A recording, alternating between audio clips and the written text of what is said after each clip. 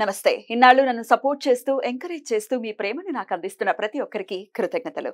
అలాగే ఈ వీడియో కూడా ఖచ్చితంగా మీకు ఉపయోగపడుతుంది. లైక్, షేర్ అండ్ సబ్స్క్రైబ్ చేసి మీ సపోర్ట్‌ని నాకు అందించండి. అలాగే ఈ వీడియో పట్ల మీకున్న అభిప్రాయాన్ని కామెంట్ సెక్షన్‌లో కామెంట్ చేసి తెలియజేయండి.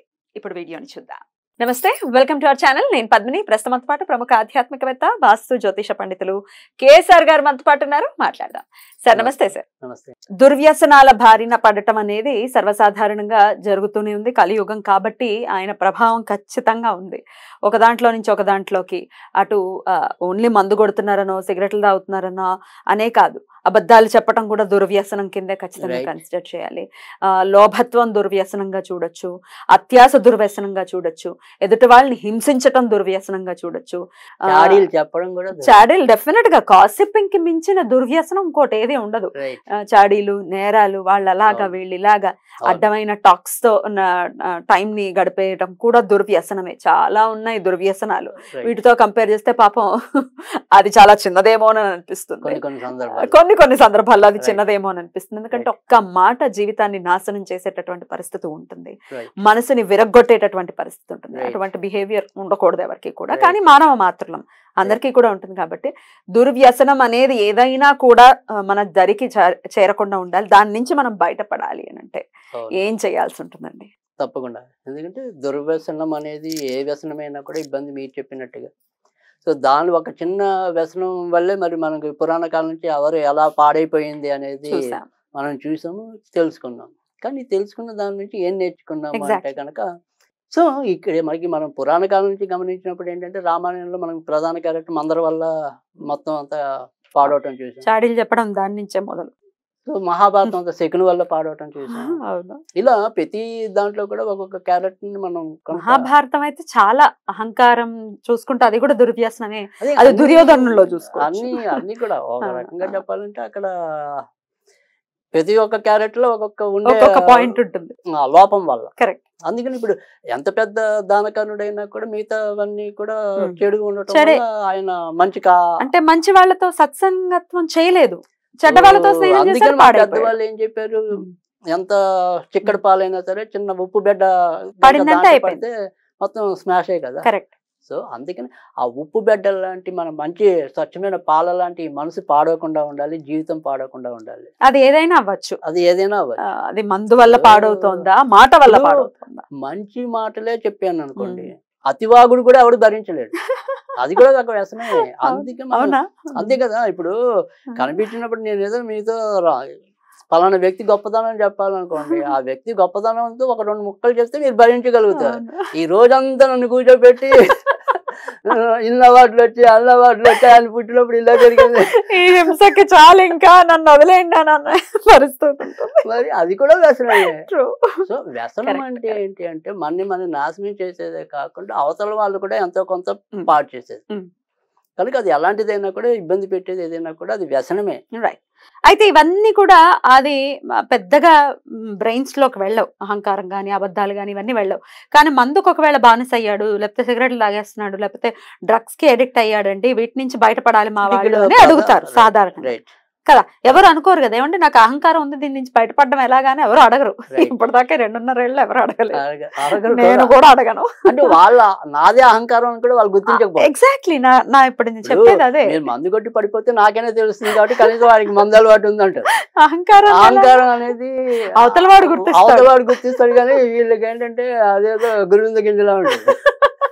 సో అది అందుకని వాళ్ళు గుర్తించడం చాలా కష్టం. అందుకని ఇక్కడ ఓవరాల్ గా చెప్పండి, నా ప్రశ్న అదే. ఓవరాల్ గా అన్ని పోవాలి, అన్ని దుర్వ్యసనాలు. ఏ అహంకారమో ఏదుందో అది మొత్తం మీరు అడిగేది ఏంటంటే అది ఎలాంటి అహంకారం అయినా సరే పోవాలి, ఎలాంటి దుర్వ్యసనం అయినా పోవాలి. అంతేకాని కేవలం మందా అనేది కాదు మీ చింత. ఎగ్జాక్ట్లీ. కావాల్సింది ఏంటంటే ఏదైనా సరే అది వాళ్ళ పోవాలి. అది పోవాలి అంటే కనుక ఖచ్చితంగా ఏదైనా సరే ఉచ్చాటన శక్తి అంటే కనుక ధూమవతి. అంటే మనలో ఉండేది ఏదైనా సరే తొలగించేది ఆవిడే. అంటే నెగటివ్ ని తీసేసేది ధూమవతి అమ్మవారు. ఖచ్చితంగా మనలో ఉంటే ఏ దుర్గుణాలైనా సరే తీసేయగలిగింది ఖచ్చితంగా ధూమవతి. ధూమవతికి మించిన శక్తి అయితే లేదు. అంటే ఇప్పుడు మనం ఈ పాత రోజుల వాళ్ళు ఇంకోటి చెప్పచ్చు, కానీ ఇవాళ ఎవరైనా సరే ఖచ్చితంగా దీనికి అత్యంత శక్తివంతురాలు అయితే కనుక ధూమవతి. సో భారత వాళ్ళకి మీరు ఏమంటాం పార్వతి అని అనక వీళ్ళందరూ ఆవిడ అంశలే, లలితాదేవి అంశలే, లలితాదేవి చెలికెత్తలే, ఇలా రకరకాలు అనుకోండి. అవునండి. కనుక మీరు భయపడద్దు. ధూమవతి అనేది ఆరాధన అనేది చాలా ఈజీ. అది ఏం చెయ్యాలి అనేది, కాకులు ఉన్న వాళ్ళైతే కనుక చాలా అదృష్టవంతులు. ఫస్ట్ రెమెడీ అయితే కాకులతోనే చెప్తాను.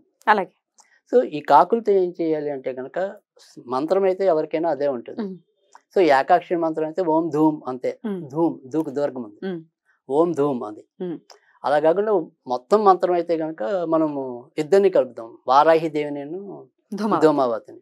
సో ఈ వారాహి ఏం చేస్తుందంటే భూమి మీద మనకి సౌఖ్యం ఇవ్వడానికి, ఈ ధూమావతి ఏమో మనకున్న అహంకారం బారిన లేకుండా, అహంకారం అనుకోండి, వ్యసనాలు అనుకోండి, ఆ వ్యసనాల నుంచి దూరం చేసి భూమి మీద నిలపడానికి వీళ్ళిద్దరు ఉండాలి. సో అంటే ఈ వ్యసనాలు బారిన పడి భూములు ఇల్లులు పోగొట్టుకున్న ఇవాళ నాకు లోనే బోల్ మంది ఉన్నారు, చాలా మంది. సో ఒకడు బెట్టింగ్ కడతాడు, ఇంకోడేమో మందు తప్ప వేరే ప్రపంచం ఉండదు. ఇలా రకరకాల వ్యసనాలు. సో అహంకారానికి పోయి మేష లగ్నం అనేది చాలా డేంజర్ లగ్నం. అది ఆ మేష లగ్నం వాళ్ళు అహంకారంతోనే అవతల వాళ్ళకి డబ్బులు ఇచ్చేయటం, భార్య చెప్పిన, పిల్లలు చెప్పిన, తల్లిదండ్రులు చెప్పిన వాళ్ళకి ఎక్కదు. తర్వాత పర్యవసనాలు ఎక్కువ ఫేస్ చేయాల్సి వస్తుంది. కనుక మీరు చెప్పిన అహంకారం వాళ్ళకి కొద్దిగా ఎక్కువ ఉండే అవకాశాలు ఉంటాయి. సో అందుకని ఏది పోవాలి అన్నా కూడా ధూమావతి, ధూమ్ర, తర్వాత వారాహి వీళ్ళిద్దరికి కలిపిన ఏకైక మంత్రం ఏంటి అంటే కనుక చాలా ఈజీ ఉంటుంది. ఓం గ్లౌం ధూమ్రవారాహి ధూమ్ ధూమ్ ఫట్ సహ. ఓం గ్లౌం ధూమ్రవారాహి ధూమ్ ధూమ్ ఫట్ సహ. అలా ఏకాక్షరంలో చదవాలి అనుకుంటే ఇందాకే చెప్పా, ఓం ధూమ్ అనేది చదివితే చాలు. అయితే కాకులు ఉన్న వాళ్ళకి ఏం చేయాలి అంటే కనుక ఇది ఇంకా తొందరగా ఫలించే రెమెడీ. అది కొద్దిగా ఎక్కువ మంది జాతకాల్లో నేను ముఖ్యంగా మనకి వైజాగ్ ఇలాంటి వెళ్ళినప్పుడైతే కనుక మీకు కాకులు ఎక్కువ దొరుకుతాయి. మన హైదరాబాద్ వాళ్ళకి ఆ భాగ్యం లేదు. సో అక్కడ వాళ్ళకి అయితే కొద్దిగా ఈజీగానే వస్తూ ఉంటాయి. పైగా మనకి ఇవాళ ఎలాగైతే ఈ పావురాలు ఇలాంటి వాటికి ఇక్కడ అలవాటు కదా మనకి, అవి కూడా అలా టైంకి మనం 11ంటికి పెడితే 11ంటికి వస్తాయి. అవును, అలా నేను చాలా ఇలా వాళ్ళు చెప్తుంటే విన్నాను నేను. సో ఇక్కడ ఏం చేయాలి అంటే కనుక ఏదైతే కొద్దిగా మెతుకులుగా అన్నాన్ని చేసి పిడచలా కాకుండా మెతుకులుగా చేసి దాని మీద కొద్దిగా కుంకుమ వేసి ఒక చుక్క నువ్వుల నూనె వేసి ఈ కాకులకి వేయండి. ప్రతిరోజు చేసుకోవచ్చు. ఒకవేళ ప్రతిరోజు కుదరకపోయినా కనీసం శనివారం అయితే వీడికి చాలా ఎక్కువ ఇష్టం. శనివారం కానీ, అష్టమి కానీ, అమావాస్య కానీ, ఈ 3 రోజులు గుర్తుంచుకోండి. శనివారం, అష్టమి, అమావాస్య, ఈ 3 రోజులు గుర్తుంచుకుని కనీసం ఈ 3 రోజులు వేయండి. అది కాకులు ఉన్న వాళ్ళకైతే అది మహద్భాగ్యం.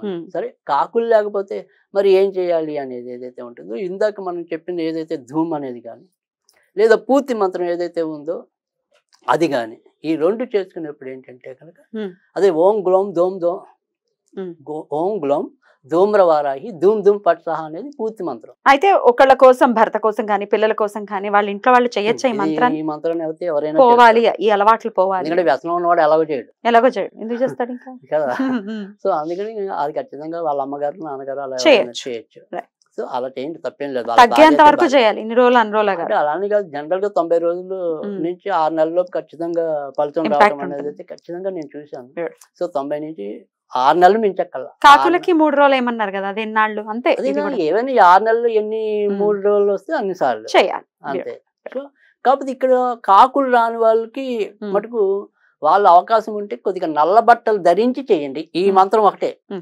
ఆ తర్వాత వాళ్ళు కట్టుకునే బట్టలన్నీ కట్టేసుకోవచ్చు. బట్ ఆ మంత్రం చదువుతున్నంత వరకు మాత్రం ఇప్పుడు అయ్యప్ప స్వామి వాళ్ళ భక్తులు వేసే నల్ల బట్టలు ఉంటాయి చూడండి, ఆడవాళ్ళు అయితే నల్ల చీరలు ఇలాంటివి ఏమైనా కడితే చాలు. నలుపు అనేది ఇంపార్టెంట్. అలా చేసుకుని డెఫినెట్ గా ఈ దుర్వ్యసనాల నుంచి బయటపడచ్చు ఖచ్చితంగా. చాలా అద్భుతంగా వివరించారండి, కృతజ్ఞతలు. నమస్తే అండి.